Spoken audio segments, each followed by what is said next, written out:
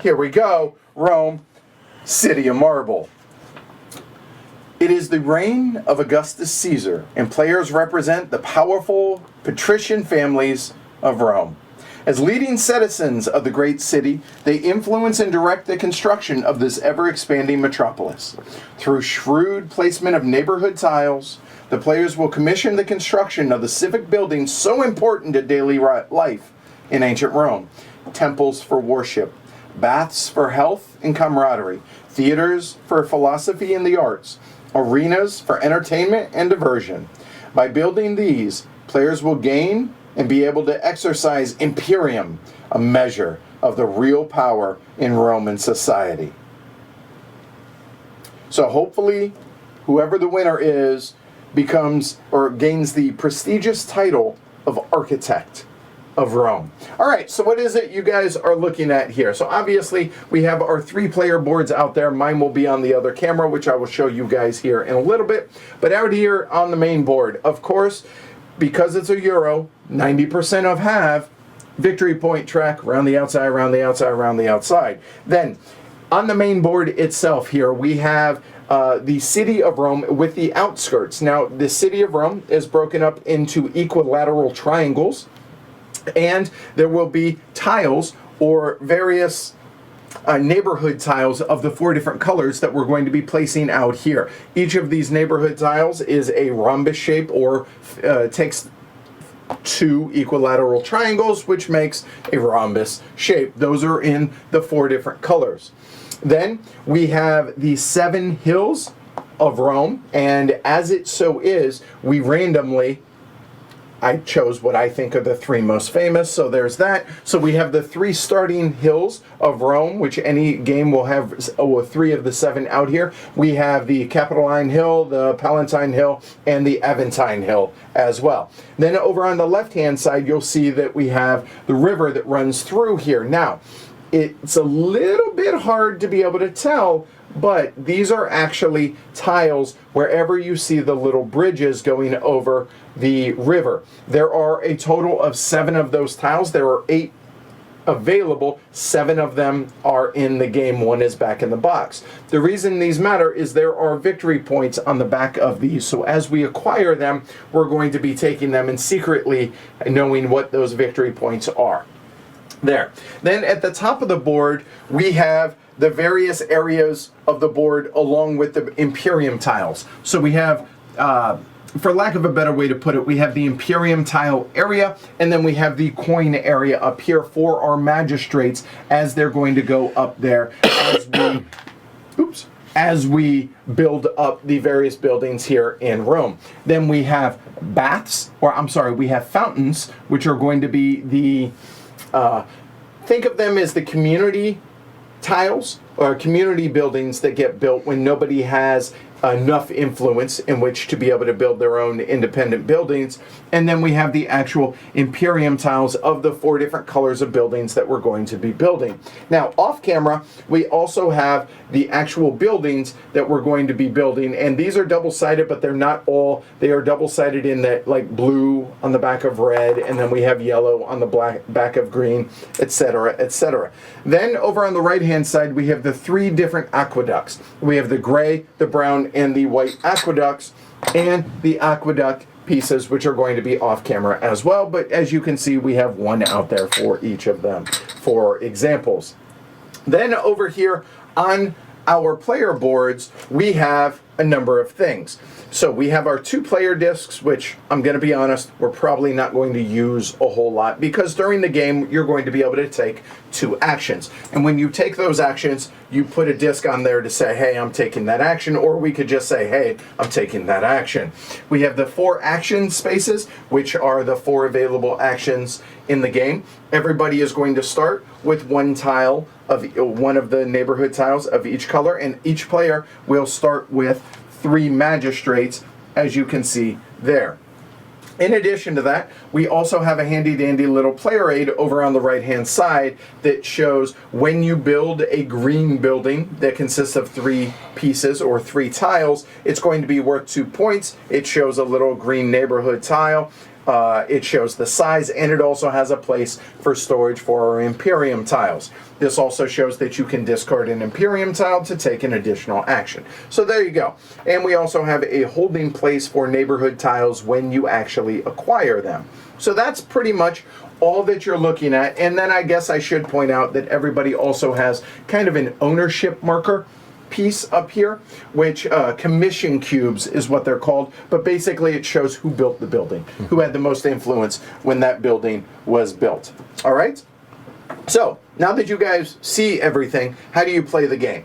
All right, the game is played over an indeterminate number of rounds, starting with whoever is the start player, and from there, we're going to go clockwise around the board, continuing actions until the end of the game is triggered. The end of the game is triggered when 3 of these 4 stacks of tiles, and it actually is in incremental pieces, so there are less red, and then a little bit more yellow, a little bit more blue, and a little bit more green. When 3 of those 4 are depleted, that will trigger the end of the game. Everybody will take 1 single action after that, and then we will go into final scoring. And because this is heavy cardboard, and I know people are going to want to know, 12 red, 14 yellow, 16 green, and 18 blue. All right, so there you go. So on a player's turn, they're going to have a total of 2 actions, but 4 options on their turn, okay? When they take those actions, the goal of the game, as I mentioned earlier, is going to be gaining victory points. They're going to gain victory points in a few different ways. First off, during the game, they're actually going to be completing these buildings for 2, 3, 5, and 8 points respectively. And by doing that, you're going to be placing these neighborhood tiles out here. So you'll notice, take for instance, we're going to talk about this area right here. You'll notice that it is kind of, if you look at it, it's a hex that has a total of 6 equilateral triangles in it. Because of the rhombus shape, that allows for buildings to consist of a total of 3, 4, 5, or 6 tiles to be able to complete one of these inner hexes. When one of these inner hexes is built and completed, we're going to interrupt whatever player's turn, complete that, and hopefully they'll be able to score some amount of points for completing that building, okay, for being the one commissioned to complete that building. Players are also going to score points for claiming these tiles out here, these bridge tiles. They're also going to score points at the end of the game for aqueducts that will run adjacent to their or run into their buildings, as well as adjacency to various fountains out there, and also for majorities of Imperium tiles left over at the end of the game. So that is how we're going to score points, but how do you actually do those things now? As I mentioned, you're going to be able to take 2 actions on your turn. You can take those actions in any order. You can repeat actions. You can do however you wish, but you get 2 of them, all right? And of those 2, or with those 2 actions, you have 4 options in which to take on your turn. So let's go over what those are. We'll start off with the easiest of the bunch, which is this over here, which is drawing tiles. You'll notice that the iconography here shows draw 2 tiles and place them over in this location. When you draw tiles, they must be of different colors. So I could draw a red and a blue. That's my action, boom, done.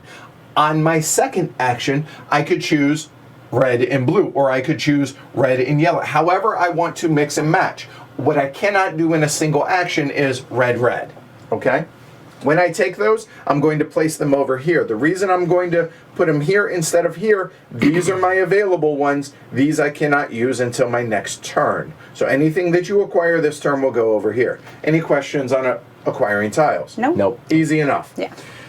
Now we'll get into the meat of the game, which is actually placing a neighborhood tile, because you're going to need to know how that works to be able to give a little bit of context for the other 2 actions.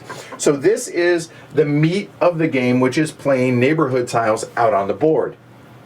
I mentioned earlier there are 3 randomly selected of the hills out here. Those are going to be the places in which the first player or all the players may start building buildings.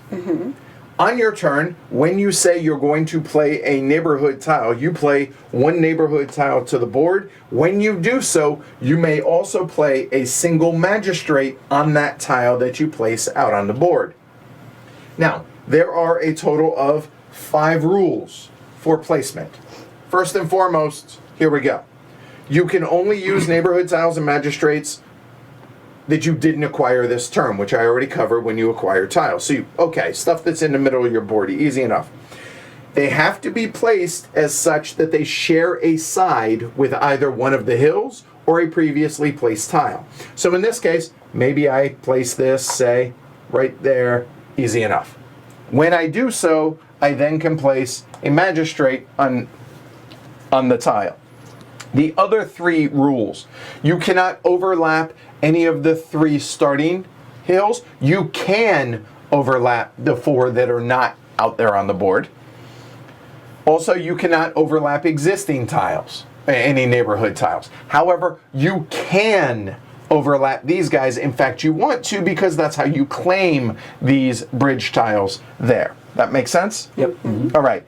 Also, you have to place it so that it covers 2 triangles. That seems kind of implied. And last thing that seems kind of implied, you can't build something like that. You can't extend outside the walls of Rome. Okay, those are the 5 rules. Pretty simple. Yep. So something like that is a totally legal play and very simple. So any question about the actual mechanism for placing a neighborhood tile? No. Nope. Okay, so now let me back this up just a hair and give an example.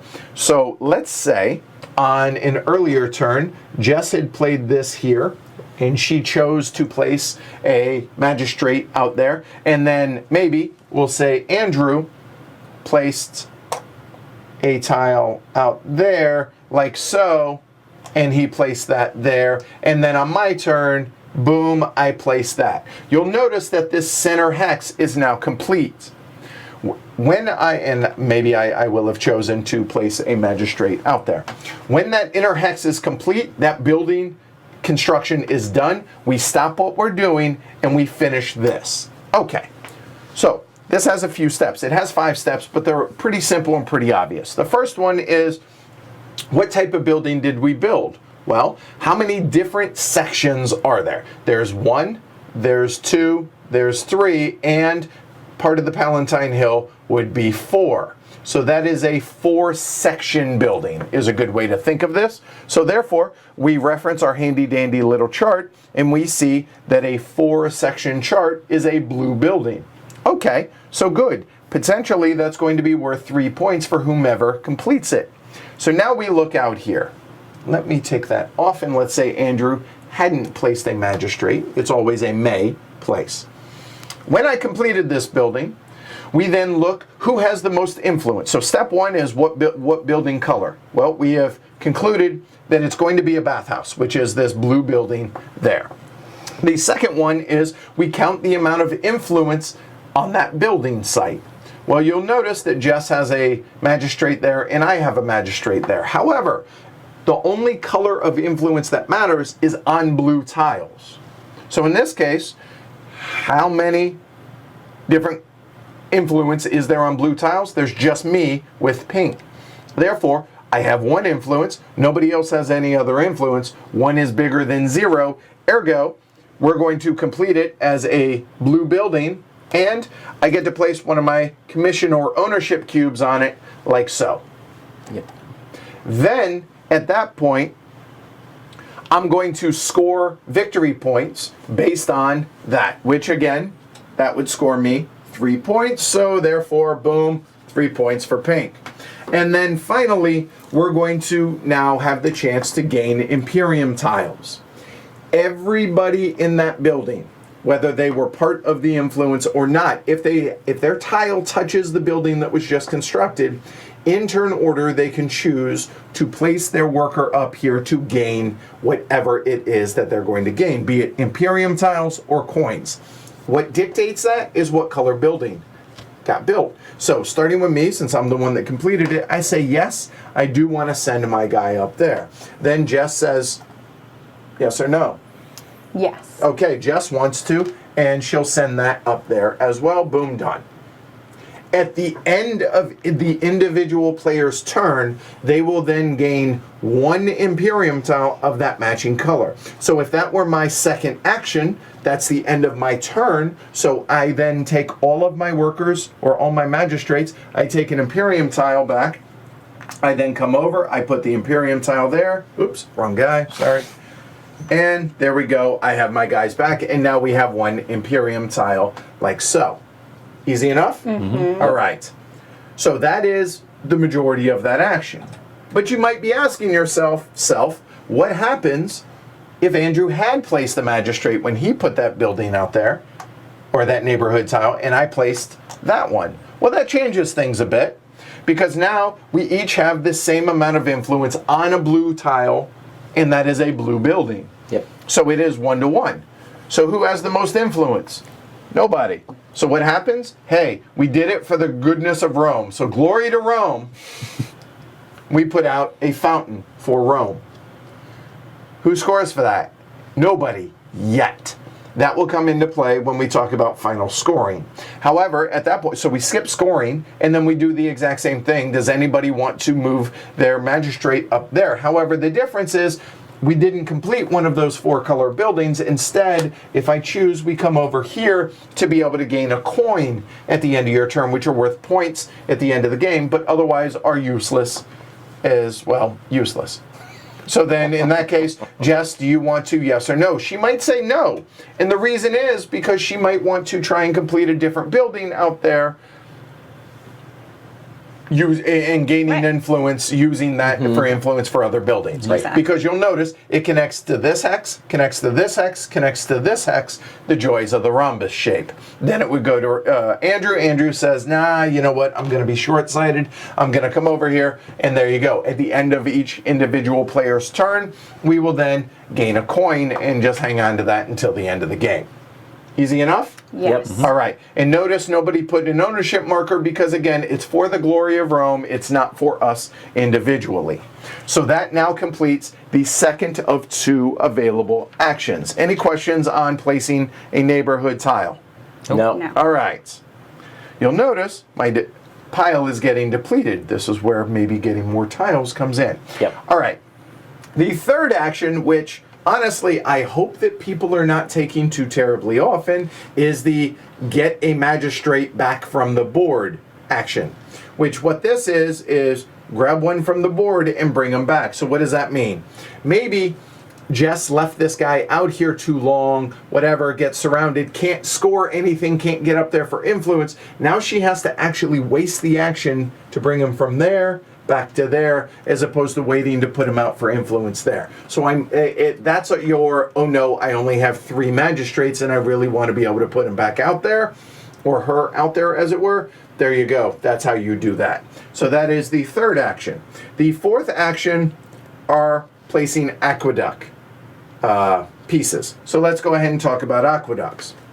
There are 3 aqueducts. There is the white one, the brown one, and the gray one out there. Whenever somebody places a piece, and let me go ahead and make this like so. Let's say at the moment somebody places a piece that touches a point of an aqueduct, it immediately begins. When it does, that player is going to, for free, place 3 pieces, and exactly 3 pieces. Why? You see it shown right here, starting from the aqueduct and going out from there. Now, an aqueduct has a total of 5 rules associated with placing it. Although, let's face it, they're real simple. First off, they have to go onto an edge of neighborhood tiles. They can go like so. So that is a legal placement. That would be 1. That would be 2. And maybe we go 3, like that, in between 2 neighborhood tiles, like so. What you cannot do, however, is bisect a neighborhood tile. That is not allowed. It always must go onto an edge of a neighborhood tile.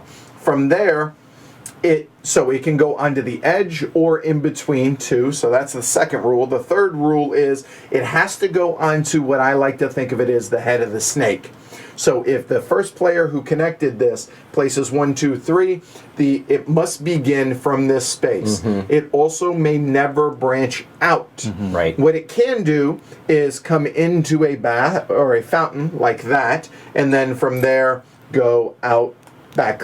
So then it must begin from that space, etc., etc. It can never branch off, and it can never loop back on itself. It is one long contiguous line, okay? And in addition to that, no aqueducts can intersect or come into contact with one another. Because if they do, they're dead, that's it. In our very first game of this, we had a bunch of tiles out here, and the gray one, I think, made 3 pieces. It went 1, 2, 3, and then would have intersected from there, and so it never got built from there. Even though there were a ton of gray pieces here, it lasted 3 pieces, and that was it. Okay? Now, the reason this is going to matter is going to be for scoring for endgame. Okay? Whenever you place an aqueduct piece that connects to any fountain, you're going to gain a coin immediately. And again, coins are worth points at the end of the game. So the first player that intersected the aqueduct placed these 3 for free. Then, as an action, you can place 2 and exactly 2 pieces as an action to continue any aqueduct of your choice. So could do that, and as soon as I do that, that connected to a fountain, I would get 1 coin over into my supply, and then from there, maybe I branch it out from there. Okay? The second reason you're going to want to do that is going to be for endgame scoring. Okay? So any questions about building the aqueducts there? All right, the last thing that I want to touch on before we get into final scoring are those Imperium tiles. So Imperium tiles are useful for taking extra actions during your turn. In addition, there's going to be majority scoring for each of the 4 colors at endgame. So spending them potentially is costing you points. On your turn, as I said, you're allowed 2 actions. However, for every Imperium tile that you wish to spend, you get 1 additional action. It does not matter at all if you have, if you built a green building and spend a red Imperium tile. That's okay, that's fine. The color of the Imperium tile only matters for endgame scoring. All right? You only can spend what you have, obviously, okay? So spending a Imperium tile removes it back to the stack, and then you can take 1 single action again. But remember, it's still the same turn in which you will have acquired if you acquired any tiles. So by spending an Imperium tile, you cannot spend those tiles that you may have acquired yet, because it's still technically that same turn. Does that make sense? Yep. All right, so let's go over endgame scoring real quick. When 3 of these 4 stacks is depleted, and we'll walk you guys through when we're getting close in that, every player gets 1 additional action. Not an additional turn, but 1 additional action.